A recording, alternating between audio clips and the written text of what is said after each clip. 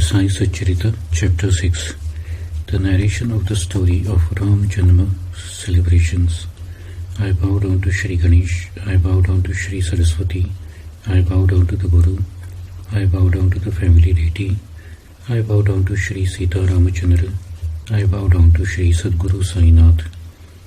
Whether in the worldly or spiritual life, whenever the Sadguru is the captain of the ship, we will steer the ship along with the passengers to the opposite bank. The very word Sadguru immediately brings to mind Sai as he stands in front of me and blesses me with his hand on the head. As soon as the boon-giving hand, which has the Udi from the Dhuni, touches my head, my heart goes into a rapture with inner happiness and my eyes brim over with love. How marvelous is the touch of the hand of the Guru, which has the power to destroy the subtle body, which is burned to ashes at the touch of the hand, the subtle body which otherwise cannot be burnt even by the inferno at the dissolution of the world. It can even steady the minds of those who are annoyed even by an accidental mention of God or by his tales and speak intemperately. As soon as he puts his lotus-like hand on the head, the accumulated sins of many previous births are washed off, and the loving devotees of Sai are purified. Having seen the comely features, you are choked with extreme bliss. Tears of happiness roll down, and the heart is overwhelmed with Ashta-Sattvic Bhava. He awakens the thought of oneness. The inner happiness reveals itself, and it dissipates the twofold nature because of the oneness with God, and evenly spreads unity. When one starts reading the sacred books and the Puranas, the Sadguru comes to one's mind at every step. Sai is Rama and Krishna, and makes us listen to his own life story. While listening to the Bhagavad Puran, Krishna himself becomes the embodiment of Sai, singing the praises of Uddhava for the good of his devotees. Even in casual conversation, incidents and stories of Sai's life unexpectedly are recalled to illustrate a point. Intent on writing, when you take up paper and pen in hand, words elude you. But when he makes us write at his command, it becomes difficult to cope with the flow of the words. The moment ego raises its head, he immediately suppresses it, and by creating the awareness of higher consciousness, he brings to the disciple a sense of fulfillment. When you surrender to the powerful Sai, body and soul, virtue, wealth, love and deliverance are attained without striving and unasked. The fourfold path of karma, jnana, yoga and bhakti, though each is distinct from the other, all lead to the same goal. The path of bhakti is the thorny path, like the path through the prickly babul forest. It is full of pits and potholes. 1 or 2 steps in the right direction takes you really close to God. You should avoid the thorns and step forward. You will reach the destination without fear. This is the only remedy, says the Guru Mai very clearly. When the orchard of the mind is watered by devotion, detachment will grow, knowledge will blossom, union with the Supreme Spirit comes to fruition, and joy will burst forth, avoiding the cycle of birth and death as a certainty. The primeval Supreme Soul is self-existent. It is the threefold concept, Satchit Anand, truth, consciousness and bliss. It appears by transformation in the visual image and actually manifests for the sake of the devotees. As Brahman became manifest through its threefold attributes, Maya became active and stirring Sattva, Rajas, Tamas exhibited her qualities. When a particular shape is given to clay, it is called a pot rightfully, but when the pot breaks, it loses its name, form and identity. The whole world is born of Maya, and both are cause and effect to each other. Thus, Maya itself manifests, as it were, with different limbs in the form of the world. If you look at the nature of Maya, before the existence of the world, nothing is apparent. She was dormant in the Supreme Consciousness. Though residing in it, she was not perceivable. Even if perceivable, it is actually the Supreme Self. When it is not perceivable, then also it is the Supreme Self. Thus, Maya is the Supreme Self. It cannot be distinguishable from the Supreme Self. In the beginning, Maya created lifeless, immovable, static objects from the inertia quality and completed the first part of her action. Afterwards, when the Supreme Self was conjoined with the Rajoguna of Maya, it revealed the mind of percipience of essential activities, endowed with the aspects of both. Later on, out of the Sattva Guna of Maya was created the intellect, which, when combined with the divine bliss of the Supreme Self, completed the whole process of creation.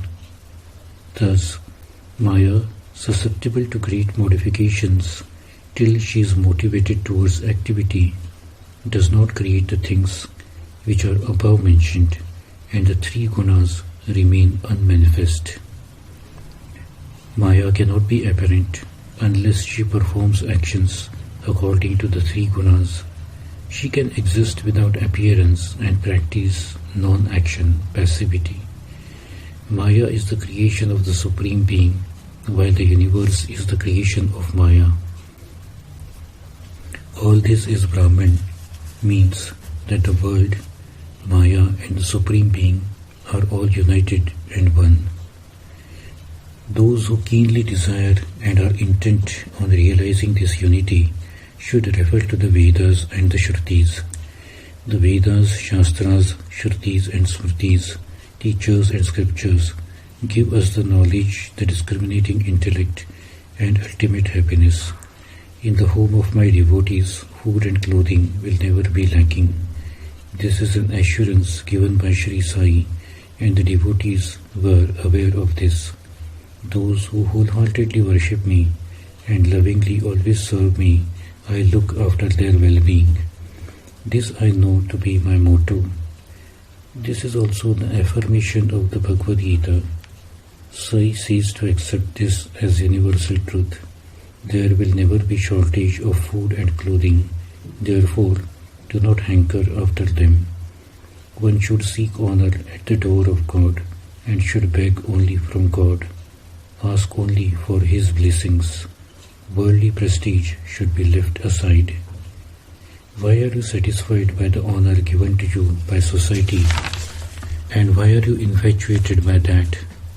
Rather, seek through intense devotion to move your chosen deity to compassion and to express your joy through copious streams of sattvic bhava.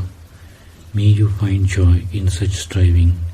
Let all the faculties be seized with such a devotional urge, so that the passions of the senses may be transformed completely and sprout devotional worship. What desire will then remain?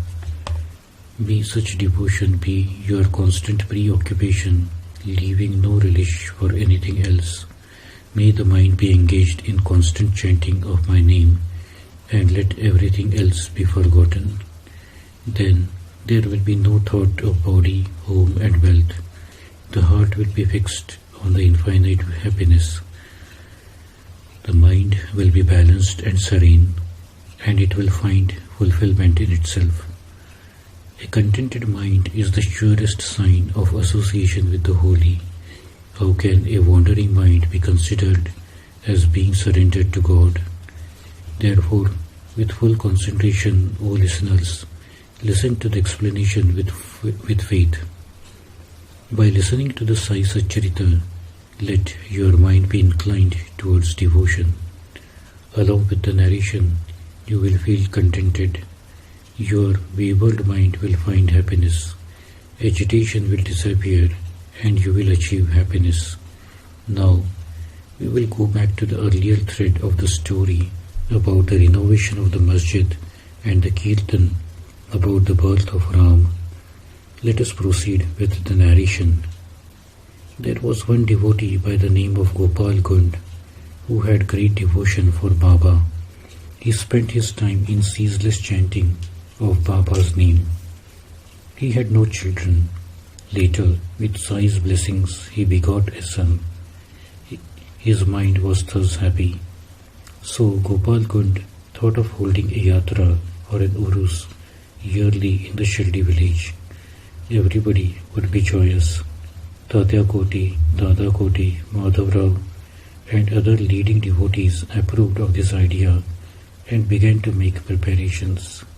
But for such annual festivals, there was a certain regulation. The permission of the district officer was required. When efforts were made to secure the permission, a perverse Kulkarni from the village went against them and put obstacles in the way. When the Kulkarni came in the way, look what was the result. The district officer issued an order that a yatra should not be held at Shirdi. But to hold this yatra in Shirdi was also Baba's wish, and he had commanded them to fulfill this along with his blessings. The villagers persevered and tried their utmost. The authorities changed the earlier order and honored the wishes of the people. Since then, according to Baba's wish, the yatra takes place on Ramanavami. Tatya Koti looks after the arrangements and a large crowd gathers. On Ramanavami day, devotional singing and worship take place to the accompaniment of drums and other wind instruments. People flock there from all major quarters, from all four quarters in large numbers. Every year, 2 new flags are ceremoniously carried in procession and tied to the dome of the masjid and permanently fixed there. Out of the 2, one would be Nimonkars and the other Damuannas. They are taken with pomp in procession and they fly high on the top of the dome. Now, listen to the interesting account of how the celebration of Ramanavami originated from the Urus, which is unusual, the pleasure and glory of Shirdi.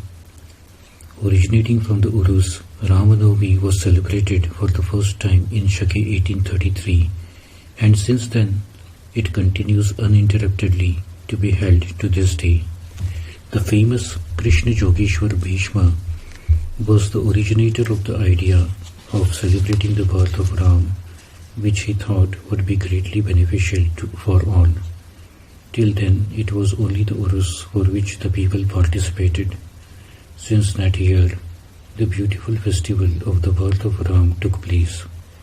Once, as Bhishma was peacefully sitting in the Vada and Kaka was ready to leave for the masjid along with the puja paraphernalia, in his heart, Kaka was thinking of Sai Darshan, and outwardly he was enthusiastic about the Urus.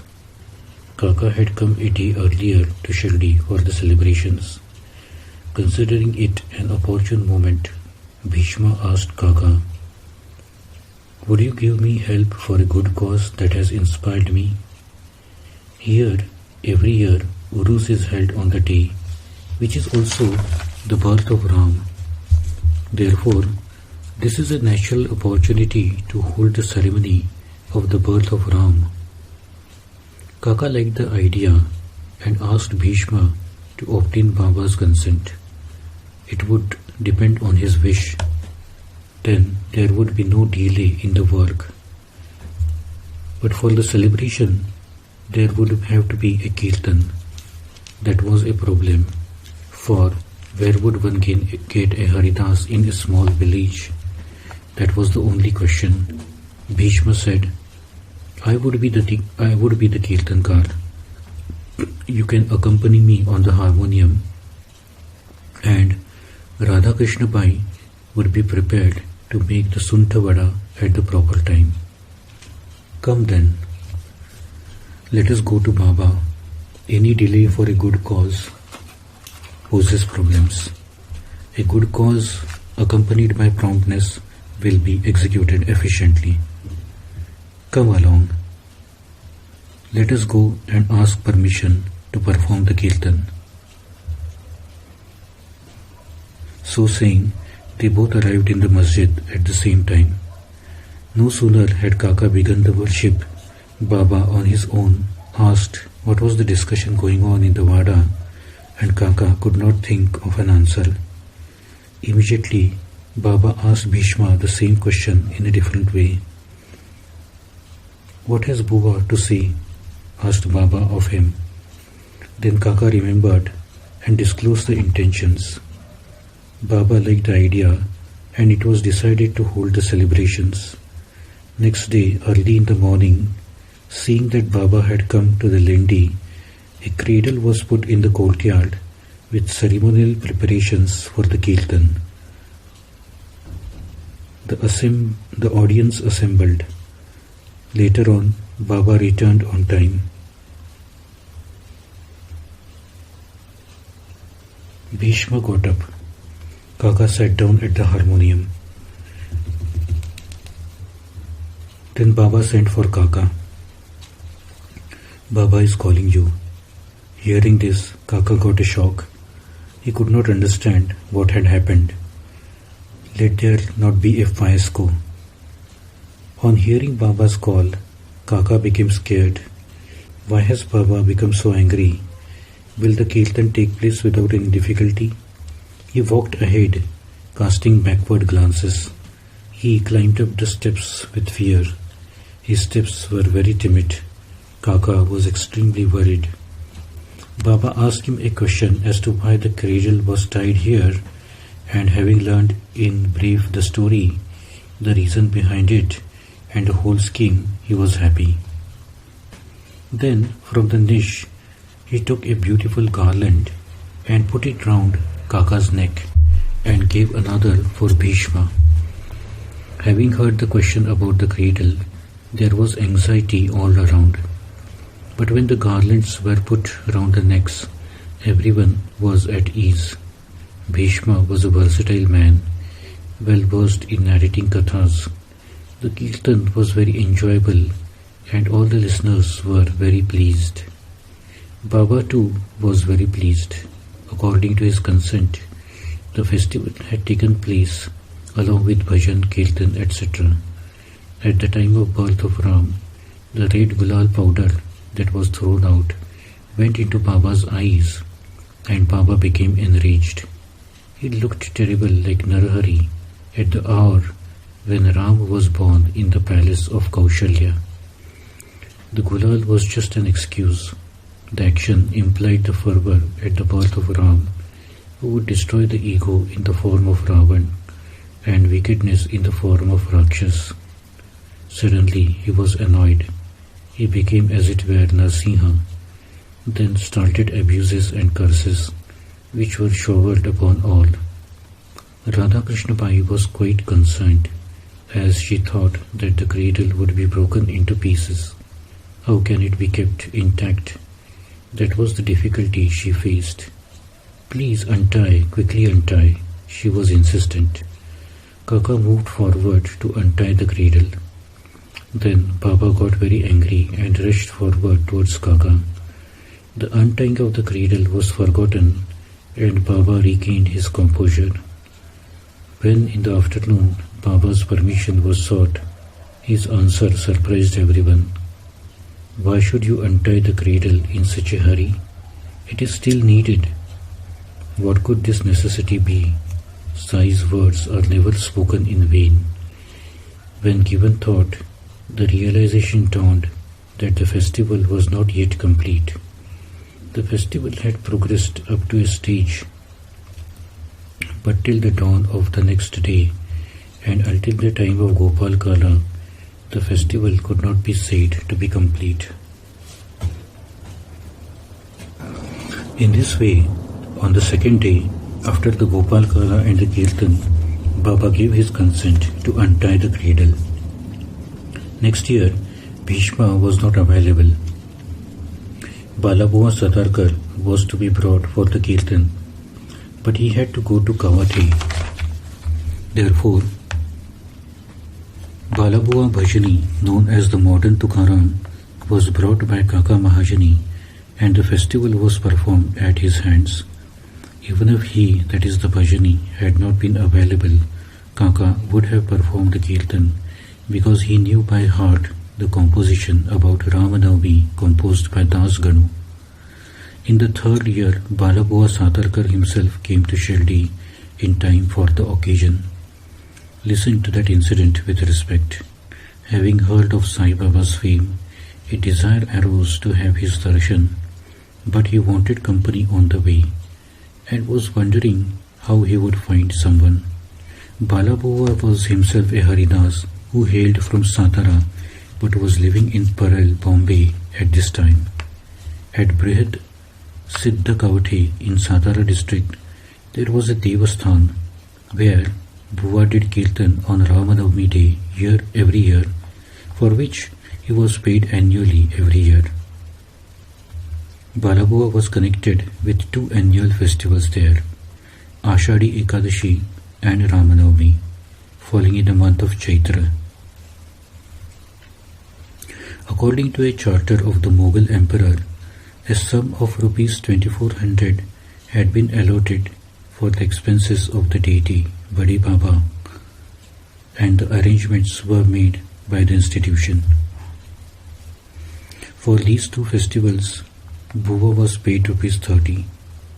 But that year there was a cholera epidemic at Kavathi and the villagers were in difficulty. Therefore, the Ramanavami celebrations were called off there. Bua received letters from there to come the next year as the village was deserted.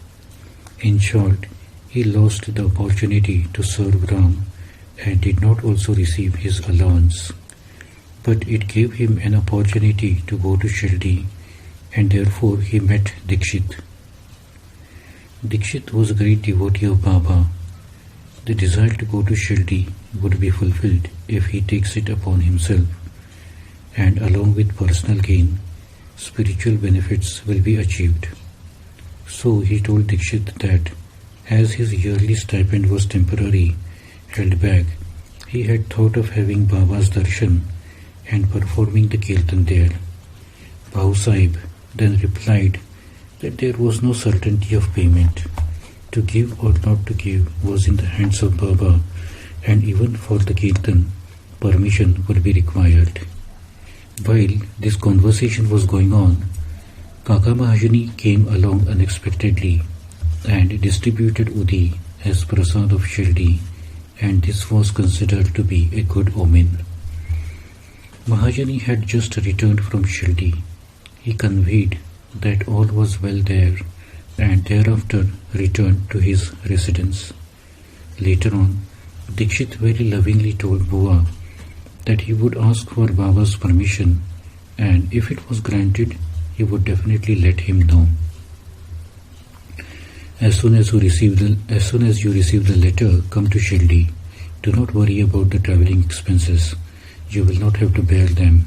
Have no doubts about it. Later, Dikshit preceded Balabua. Baba gave his permission. Balabua came to Shirdi and had darshan to his heart's content. Sai Baba got the elaborate festival of Ramanavami performed in his presence with great love at the hands of Balabua. Balabua was happy at heart. The objective had been fulfilled. Sai was also pleased. Thus, everyone's wishes were fulfilled. His expectations were more than fulfilled. Rupees 150 was ordered to be received by him, and the Bua was extremely happy. Why shouldn't Balabua be happy when Baba gave as much earnings as he would have had in 5 years in Kavathi for one festival? Thus, He was indebted to Baba. Later on, when Das Ganu was once in Shirdi, Baba, on being so entreated, entrusted Das Ganu with the performance of the Kirtan at the festival every year. Since then, till this day, the Janmotsav is celebrated with a lot of pomp and pageantry. Food is distributed to the heart's content, and the poor and the downtrodden are happy. At the main gate of the Samadhi Mandir, accompanied by the music played by the traditional instruments like Sangbada and Shahnai, Chaugada and Shahnai, the chant of Baba's name resounds in the skies, and the atmosphere is suffused with joy. Just as he had thought of the Yatra and the Urus, Gopal Gund was inspired in the same manner to give a new look to the old dilapidated masjid. As the devotee of Gopal Gund decided to renovate the masjid by his own hands, he got the stones ready. But the renovation work was not ordained for Gund. The occasion for this auspicious work arose later appropriately. It appears that Baba wished that the renovation should be done by Nana Chandolkar, and afterwards the paving of the floor should be done by Kaka Dikshit. Accordingly, it happened later on. In the beginning, they had got tired of asking for the permission. Then they made Mahalsapati the mediator, and Baba gave his permission. So be it. When the paving of the floor of the masjid was completed in one night, then the next day itself Baba came and sat on the Gadi. It was in the year 1911 that the Sabha Mandap was constructed. It was a difficult and Herculean task. It involved a lot of hazards, and people trembled with fear. This work was also completed by the devotees working at nights in the same way and under similar circumstances. In the night, the pillars would be erected with great difficulty, and in the morning, Baba would start uprooting them. Again seizing the opportunity, they would be re-erected. Thus, everybody got exhausted. Everyone girded up their loins, turned night into day to fulfill their objective, undergoing a lot of exertion. Dikshit thought that the site was a proper place to construct the Sabha Mandap, where there was earlier an open ground and a small playground. Putting in as much money as was needed for iron columns and angle brackets, the work was finished as and when Baba was at the Chowdi. The devotees would turn night into day and erect the pillars with much effort, but as soon as Baba returned from the Chowdi, he would pull them out. Highly incensed on one occasion, Baba caught Tatya by his neck with one hand and with the other shook a pillar and tried to uproot it. He loosened it by shaking it, removed the headgear of Tatya, kindled it by lighting a matchstick, and threw it into the pit with anger. At that time, his eyes looked like fireballs. Who would dare to look straight into them? Everyone had lost their courage. Immediately he put his hand in his pocket, took out a rupee, and threw it there as if to mark an auspicious moment. Curses and abuses were showered. Tatya was also very scared at heart. It seemed a very difficult situation. How had it all happened? All the onlookers were surprised and distressed. What is this bad omen today? How can this difficulty which has fallen Tatya be warded off? Babuji Shinde took courage and cautiously moved forward. He also fell an easy prey and was given a sound beating by Baba. Madhavrao was also caught by him and received a shower of brick mats. Whoever dared to intervene was similarly favored by Baba. Who would venture to go before Baba, and how could Tatya be rescued? As they were talking like this, Baba's anger subsided and he calmed down. Promptly, a shopkeeper was called and a zari bordered headgear was ordered.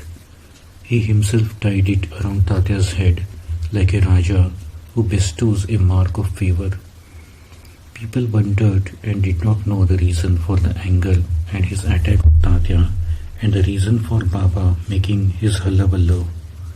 What was the reason for getting angry and in the next few moments turning into a pleasant mood? The root cause could not be known by anyone. Sometimes he was calm and talked lovingly, sometimes for no apparent reason. In the twinkling of an eye, he would be agitated unexpectedly. So be it. Such are the stories of Baba.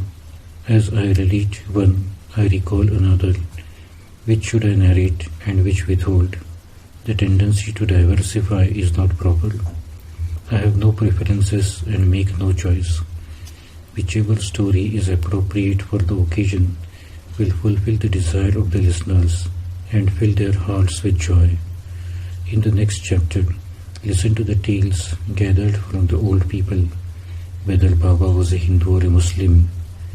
I shall repeat what I have heard as best as I can, how the money collected as Dakshina was utilized for renovation of old temples, and how he mortified his flesh through dhoti pothi and khanda yoga, how he toiled for the benefit of others and warded off the difficulties of his devotees will be clarified in the next chapter.